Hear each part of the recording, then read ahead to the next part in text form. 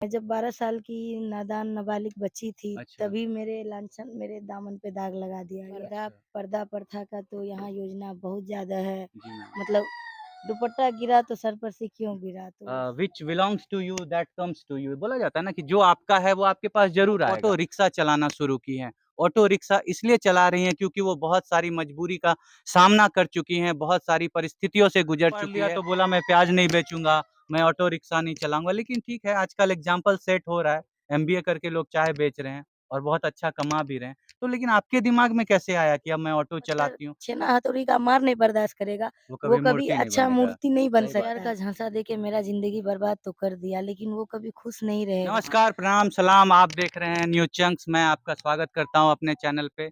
जब आप कभी महिला सशक्तिकरण के बारे में सोचते हैं, महिलाओं के बारे में सोचते हैं, महिलाओं का जब चेहरा याद करते हैं, जब आप विज्ञान के क्षेत्र में जाते हैं, तो आपको कल्पना चावला याद आती है। जब आप राजनीति के क्षेत्र में जाते हैं, तो आपको इंदिरा गांधी याद आती है। जब आप दौड़ के क्षेत्र में जाते हैं, आपको पीटी उषा याद आती है। कभी पायलट के बारे में सोचते हैं, तो आपको जोया अग्रवाल याद आती है।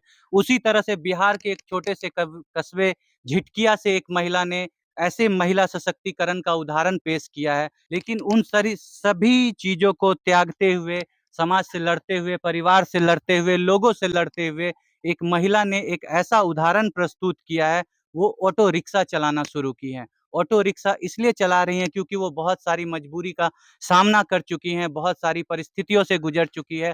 ऐसा ऐसा किस्सा उनके साथ घटा है, जो आप सुनेंगे तो आपकी रूह तक काँप जाएगी। एक ऐसी दर्दनाक स्टोरी मैं आपको सुनाऊँगा उनकी, उनके ज़बान से आपको सुनाऊँगा लेकिन सबसे पहले वो तारीफ़ के काबिल है, एप्रिसिएशन की हकदार है, जिसके लिए आप सभी को इनका तारीफ़ करना चाहिए। जिस हिम्मत का, जिस हौसला का, जिस जज़्बा का उदाहरण इन्होंने प्रस्तुत किया ऐसे छोटे से गाँव में रह कर के, जहाँ पे लोगों को बाहर जाने महिलाओं को बाहर जाने देने से बहुत ज़्यादा पर्दा प्रथा को आगे बढ़ाया गया है, जहाँ लोगों को एक-दूसरे के घर नहीं जाने दिया जाता है, ऐसे जगह पे ये बिलॉन्ग करती हैं।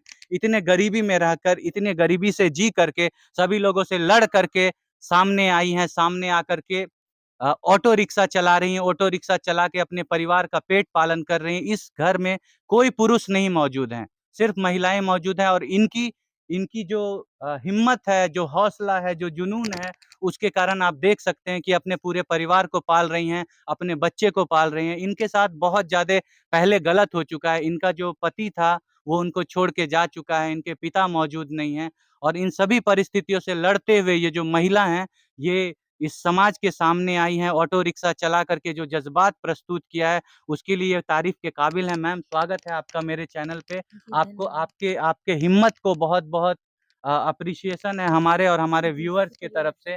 मैम आप बताइए मैम कि आखिर आपके जीवन में ऐसा क्या घटित हुआ? क्यों आप इतनी परिस्थितियों के बीच मझधार में फँस गईं? कैसे-कैसे आपके साथ क्या हुआ जो आप आज इस परिस्थिति से इस य समस्याओं से जूझ रहे हैं? और धन्यवाद सबसे पहले उस पत्रकार का जिन्होंने आपको दुनिया के सामने लाया जिसके कारण अभी थोड़ा-सा जो आपकी ज़िंदगी में थोड़ा-सा मतलब तरक्की हो रही है, उसका भी धन्यवाद है। आप उनके बारे में भी चंद लाइन ज़रूर बोलिएगा। तो बताइए मैम कि कैसे शुरुआत किया आपने? क्या हुआ? कैसे इन परिस्थितियों से लड़ के कैसे सोचा आपने कि आपको ऑटो रिक्शा चलाना चाहिए? सर, मैंने बाकी न्यूज़ चैनल वालों में तो बताया ही, जो आप लोग सुने ही जी होंगे, जो मैम। यहाँ तक पहुँचे हैं। जी मैम। और आर्टिकल तो आप लोग देख ही रहे हैं जी मैम। कि मेरे साथ कितना बुरा हुआ, जो आप अभी बोले ही है। जी मैम। और इतना कुछ समाज से, हर चीज़ से लड़ कर के इतना कुछ जूझना पड़ रहा है। हुँ। और पर्दा पर्दा प्रथा का तो यहाँ योजना बहुत ज़्यादा है। जी मैम। मतलब दुपट्टा गिरा तो सर पर से क्यों गिरा? तो आज लड़कियाँ जब घर से बाहर निकलती है तो उनको बुरे नज़रों से देखा जाता है। क्या आपके साथ भी ऐसा होता है मैम? ऐसी परिस्थिति को आप भी फेस करते हैं जब आप ऑटो चला रही होती हैं तो? सर, मैंने जब से होश सँभाला है, मैं एक ऐसे छोटे गाँव में रह रही हूँ कि 12 साल की उम्र से ही ऐसी परिस्थिति मुझे फ़ेस करना पड़ रहा है। अच्छा, मैं जब 12 साल की नादान नाबालिग बच्ची थी, अच्छा, तभी मेरे लांछन मेरे दामन पे दाग लगा दिया गया। अच्छा, क्योंकि मैं दूसरे की मदद करने वाली लेडी थी, मैं अच्छा, हमेशा दूसरों के बारे में सोचती थी। अच्छा। एक परिवार है जीतापुर में, जो आप लोग चाहे तो मेरे साथ चल के देख सकते हैं। जी मैम। वो भी एक मुसलमान का परिवार था, जैसा अभी मेरा परिवार हो चुका है। अच्छा। सेम उनकी भी हालत कुछ इस जैसी, हमारी जैसी ही थी। हुँ, हुँ, तो मुझे उनके ऊपर बहुत दया लगा, वो कोई शिव चर्चा में यहाँ आई थी। हुँ। तो वो मुझे मिली मार्केट में, मैं घर का ही कोई सामान लाने, क्योंकि मैं हमेशा घर की बेटी नहीं बेटा रही हूँ। हुँ, हुँ। घर बाहर का सारा काम मैं खुद ही करती नहीं, थी। वो तो मैम आपके हिम्मत को सलाम है मैम, जो भी आपने किया है या जो आप कर रही हैं आपके परिवार के लिए, उसके लिए तो आपको सलाम है मैम। आप बहुत स्ट्रगल से आगे बढ़ी हैं, बहुत मेहनत कर रही हैं, दुनिया समाज को फेस करते हुए, लोगों का ताना सुनते हुए, अगल-बगल का फ़िक्र ना करते हुए, दुनिया मेरे बारे में क्या बोलती है, क्या सोचती है, क्या चाहती है, इन सभी चीज़ों से दूर हट कर के जो आप कर रही हैं मैम, उसके लिए आपके हौसले को दिल से नमन है मैम, थैंक यू। लेकिन आपके साथ जो गलत हुआ, जिन-जिन लोगों ने आपके साथ गलत किया, जो परिस्थिति आपके साथ डेवलप हुई, वो कैसे हुई, क्यों हुई, इन सभी बातों के बारे में मीडिया जानना चाहती है, लोग जानना चाहते हैं कि आप जो इतनी परिस्थितियों से जूझ रहे हैं, आपने जो स्ट्रगल किया है, किन कारणों के कारण आप ऑटो रिक्शा पे आ गए? चूँकि आप खुद बता रही हैं कि आप एक ग्रेजुएट नहीं, आप पोस्ट ग्रेजुएट हैं। ग्रेजुएट आप कर चुकी हैं, ग्रेजुएट होने के बाद आप पोस्ट ग्रेजुएशन अभी अप्लाई करके उसमें भी आप परसुइंग में हैं, अभी कर रही हैं ना अभी आप? जी, मैं तो फर्स्ट सेमेस्टर की हाँ, स्टूडेंट तो हूँ। फर्स्ट सेमेस्टर की हैं तो अभी आप पोस्ट ग्रेजुएट के लिए परसुइंग में हैं, तो इतना पढ़ी-लिखी होने के बाद जैसे लोग पढ़ लिख लेते हैं ना तो उनको शर्म आता है कोई काम करने में। जी, अगर जी। कोई पढ़ लिया तो बोला मैं प्याज नहीं बेचूँगा, मैं ऑटो रिक्शा नहीं चलाऊँगा, लेकिन ठीक है आजकल एग्ज़ाम्पल सेट हो रहा है, एमबीए करके लोग चाय बेच रहे हैं और बहुत अच्छा कमा भी रहे हैं। तो लेकिन आपके दिमाग में कैसे आया कि अब मैं ऑटो चलाती हूँ? क्या सारा रास्ता बंद हो गया था? क्या सारा दरवाज़ा बंद हो गया था? क्या किसी ने आपकी मदद नहीं की? क्या आपके डिग्री को वैल्यू नहीं दिया गया? क्या आपके टैलेंट को किसी ने नहीं पहचाना मैम? देखिए सर, जैसा आप लोगों ने कहा ऐसा तो ये तो सच है। मैं बहुत दरवाज़े खटखटाई, जितना हो सकता है, जितना लोगों ने बताया मदद हो सकता है। किसी ने मेरा मदद नहीं किया। पागल है लड़की, फ्रॉड है लड़की, कैरेक्टरलेस है लड़की, ऐसे-ऐसे सुनने के लिए मिला मेरे बारे में। और मैं जब 12 साल की थी तभी से मैं लोगों का मदद करती थी। एक मुसलमान परिवार के यहाँ जीतापुर में गई और अपने घर से 2-4 हज़ार रुपया ले गई, तब मेरे घर की माली हालत ठीक थे। मैंने उसके घर में अनाज खरीद के दे दिया, 1 बोरा चावल, 1 बोरा गेहूँ, मसाला, तेल, हल्दी, 1 कंटर सब कुछ खरीद के मैंने दिया। और देने के बावजूद उन लोगों ने कहा बेटा 1 दिन रुक जाओ, मतलब इतना आपने मेरे लिए किया, 1 दिन रुक जाओ बेटा। मैं बोली नहीं मम्मी वहाँ परेशान होगी। फिर मेरे गाँव से कुछ लोग गए और प्रतिष्ठित लोग और गए मेरे गाँव से और बोले कि तुम्हारी मम्मी बहुत रो रही है, तुम घर पे बोल के नहीं हो? उसमें मुखिया वगैरह-वगैरह भी थे और एक मेरे रिलेशन रिश्तेदार भी थे, खालू लगेंगे, मौसा जिसको कहते हैं आप लोग। वो भी बोले मम्मी को बोल के नहीं आई हो बेटा, मम्मी तुम्हारा बहुत रो रही है, घर चलो। और मुझे यहाँ घर पे लेके चले आए जब मैं 12 साल की थी, 11-12 साल की। उस समय दुपट्टा ओढ़ना ज़रूरी नहीं था क्योंकि मैं बच्ची थी। हुँ, हुँ, बिल्कुल, बिल्कुल, उस 12 साल में बच्ची बहुत लेकिन छोटी होती है। मैं जैसे समाज से बिलॉन्ग करती हूँ, जैसे घर परिवार से हूँ, मेरे घर में 5 साल की बच्ची को भी सूट सिला के दे दिया जाता है, ठीक है? वो भी सूट का साइज़ ठौना या ठौना से ऊपर नहीं होना चाहिए, ठौना से नीचे होना चाहिए, घुटनों से होना चाहिए। इस साइज़ का सूट सिला के 5 साल की बच्ची को हमारे घर परिवार में दे दिया जाता है। तो मैं भी सूट मुझे भी दिया गया, मैं भी पहनती थी। तो उस समय जो है लेकिन ज़रूरत नहीं थी सूट पहनने की क्योंकि मैं इतनी छोटी थी कि मैं कोई भी कपड़े पहन सकती थी।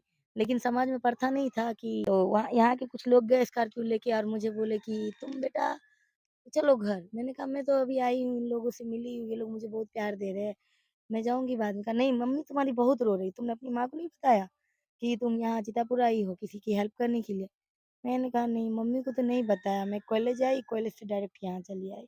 मैं इंटर की तब मैं इंटर फर्स्ट ईयर में एडमिशन करा लिया था जब मैं 12 साल की थी तो। क्योंकि मैं पढ़ने में तेज़ थी तो इसीलिए चौथा से डायरेक्ट नौमा में एडमिशन करवाया था। तो पढ़ने में तेज़ थी इसी कारण मैं पास कर गई। पढ़ने में तेज़ नहीं रहती तो मैं पास नहीं कर पाती। तो इसीलिए कम ही उम्र में मैं सर्टिफ़िकेट ऐज भी मेरा 4-5 साल बढ़ा हुआ है कागज़-पत्तर में। मेरा रियल ऐज मतलब 20-21 साल होगा लेकिन सर्टिफ़िकेट ऐज मेरा 24-25 हो रहा होगा। क्योंकि कम उम्र में लड़की को मैट्रिक का परीक्षा नहीं दिया जाता है, तो तो यही बात भारत की है। कुरीतियों को आप देखिए, समाज की कुरीतियों को आप सुनें, एक लड़की के महसूस करें कि एक लड़की क्या-क्या चीज़ फेस करती है। जब ये गाँव परिवार का जो समाज होता है, वहाँ पे महिलाओं के साथ बहुत प्रेम से, बहुत प्यार से, व्यवहार से रहा जाता है। लेकिन देखिए, ये जब बचपन से ही अपने जीवन में किस-किस समस्याओं को फेस करती हुई आई हैं, कैसे-कैसे लोगों से मिली हैं, किन-किन नज़रों से बची हैं। आज तक उनके साथ बताया जाता है कि इनके पति ने इनके साथ सेक्सुअल रिलेशनशिप बनाया, फिज़िकल रिलेशनशिप बनाया, बनाने के बाद इनको तलाक दे दिया, हट गए इनके जीवन से। फिर ये कोर्ट गई, कोर्ट में जाने के बाद केस वग़ैरह हुआ, जज ने फैसला दिया, फिर ये वापस आईं, वापस आने के बाद दोनों ने निकाह किया, उसके बाद फिर से वो इनसे अलग हो गए। क्योंकि मेंटली वो स्टेबल नहीं थे, उनके दिमाग में एक गंदगी भर गई थी कि इनका कैरेक्टर अच्छा नहीं है। अगर इनका कैरेक्टर अच्छा नहीं था, तो वो इनके करीब क्यों आए? इनसे निकाह क्यों किया? इनके जीवन को बर्बाद क्यों किया? आज इनके पास एक छोटा-सा बच्चा है, जो बच्ची है, बहुत प्यारी-सी बच्ची है आपको और आज इनका स्थिति इतना खराब है, सिचुएशन इतना खराब है कि खाने-खाने को घर में लाले पड़े हुए हैं। 2 भाई है या जो भाई है वो डिप्रेशन का शिकार हो गया है, पापा नहीं है घर में, मम्मी नहीं घर में, यही भाड़ा का ऑटो चलाती हैं, ऑटो चला के किसी तरह अपने जीवन को पाल-पोस रही हैं। ये जो लेडी हैं, ये ग्रेजुएट नहीं, पोस्ट ग्रेजुएट हैं। पोस्ट ग्रेजुएट में परसुइंग में हैं, अभी कंप्लीट नहीं किए हैं, लेकिन फिर भी ग्रेजुएट तो हैं। ग्रेजुएट होने के बाद भी इतने नॉलेज आप इनसे बात करेंगे, इनके बात करने के स्टाइल से आपको समझ में आएगा इनका कन्वर्सेशन, इनका टॉकिंग स्टाइल ऐसा है, ये इंग्लिश बहुत अच्छे तरीके से जानती है। उसके बाद भी समाज से की परवाह ना करते हुए, समाज से हट करके इन्होंने फैसला किया कि अब गरीबी में नहीं रहना है, जो भी रास्ता हमको अपनाना पड़े हम अपनाएँगे, मेहनत का रास्ता अपनाएँगे और ये टोटो चलाना स्टार्ट की। और टोटो चलाने के बाद किसी तरह से जीवन यापन कर रही हैं। आप लोगों की ज़िम्मेदारी है, जनता की ज़िम्मेदारी है, जनता जिसको चाहती है उसको सड़क से फलक पे पहुँचा देती हैं, अर्श से फर्श पहुँच जाता है। तो से ना मुझे कभी उम्मीद थी, सरकार आते रहते हैं, कभी इसकी सरकार, कभी उसकी सरकार, ना थी, ना है, ना रहेगी। सरकार ऐसे ही आती है, ऐसे ही जाती है, झूठा वादा होते रहता है। लोग आएँगे, लोग बहुत सारे झूठे वादे करेंगे आपसे, लेकिन कुछ होगा नहीं मैम। अगर कुछ हो गया तो बहुत-बहुत धन्यवाद, जिन्होंने भी आपके लिए कुछ किया, चाहे थोड़ी-सी ही मदद क्यों ना की, उसको आप तहे दिल से धन्यवाद दीजिए। जो आपकी इच्छा है आप उनके सामने रखिए, होना ना होना अल्लाह के हाथ में है कि अल्लाह आपको किन चीज़ों से नवाज़ना चाहता है, वो ज़रूर नवाज़ेगा। Which belongs to you that comes to you बोला जाता है ना कि जो आपका है वो आपके पास ज़रूर आएगा। तो अगर आपके नसीब में शोहरत है मैम तो आएगी, ज़रूर आएगी। आप बिल्कुल मत घबराइए, परिस्थितियाँ अब आपके पास नहीं आएँगी क्योंकि आपके अंदर मेहनत है, आपके अंदर जुनून है, जज़्बात है, आप किसी के बारे में नहीं सोचते हैं, आप अपने परिवार के बारे में सोच रहे हैं, अपने बच्चों के बारे में सोच रहे हैं और सोच कर के जो आपने फैसला लिया है, उस पर आप कायम रहिए। भगवान आपको बहुत तरक्की दे मैम। हाँ, एक बार आप उस लड़के के बारे में क्या कहना चाहती हैं जिनके कारण आपका जीवन बर्बाद हो गया? उनके बारे में चंद लाइनें कह दीजिए कि क्या किया उन्होंने, कैसे किया आपके साथ? देखिए, वो प्यार का झांसा देके मेरा ज़िंदगी बर्बाद तो कर दिया, लेकिन वो कभी खुश नहीं रहेगा और जो भी लड़का किसी लड़की के साथ ऐसा करेगा, तो ऊपर वाला का भी न्याय है इस दुनिया में, जी, कर्म जी। का फल इसी दुनिया में जी मिलता मैम, है। ऊपर से कैसे उसने आपको बरगलाया? क्या-क्या गलत-गलत चीज़ें आपको सिखाई? आज जो प्यार करने वाले हैं वो देख रहे होंगे अगर वीडियो को तो देखेंगे कि कैसे लड़के या लड़कियाँ एक-दूसरे से झूठा-झूठा वादा करते हैं, झूठा-झूठा बातचीत करते हैं। बाबू, सोना, नूनू, टोना क्या-क्या करते हैं वो आपके साथ भी होता होगा, कुछ से कुछ बातें होती होगी। आपको बोला जाता होगा जान दे देंगे, ये कर देंगे, वो कर देंगे वगैरह-वगैरह जो भी। जैसे आपको भटका करके, आपको प्यार तक ला करके आपसे आपसे शारीरिक संबंध बनाने के बाद अचानक आप देवी से उनके लिए डायन बन गई या क्या बोलते हैं, देवी से राक्षस बन गई, तो कैसे-कैसे क्या हुआ मैम? आप क्या बोलना चाहेंगी जनता को? में जो बात है हर बार-बार तरह से दुनिया तक पहुँचनी देखिए, चाहिए। बार-बार बोलने से आपको बार-बार खराब मेरा लगता है दर्द और उभर उभर के जाता आता है। है। जी बार-बार मैम। आप लोग को क्या हमें रुलाने में अच्छा नहीं, लगता है? बिल्कुल नहीं मैम, आप रोइए मत मैम। भगवान आपको हमेशा खुशी दे, आप मेरे साथ हमेशा जो हँसती हुआ रहिए। आपने पहले भी बोला जी। और सच्चाई भी है कि किसी का भी रूह फ़ना हो जाएगा, रुआँ काँप जाएगा। जी मैम, बोलने में भी मुझे बहुत दर्द तकलीफ़ होती है और मुझे भी बहुत रोना आता है। मैं अपने पास्ट को भूलना चाहती हूँ, मैं अपने फ्यूचर में आगे बढ़ना आगे चाहती बढ़ना हूँ। है। लेकिन आपके साथ धोखा तो हुआ है ना मैम? आपको जो प्यार-व्यार में पड़ते उनके लिए मैं बस एक ही लाइन कहना चाहूँगी हुँ, हुँ। कि आपके पेरेंट्स जो है वही आपके सच्चे दोस्त हैं, वही आपके लिए कुछ कर सकते हैं।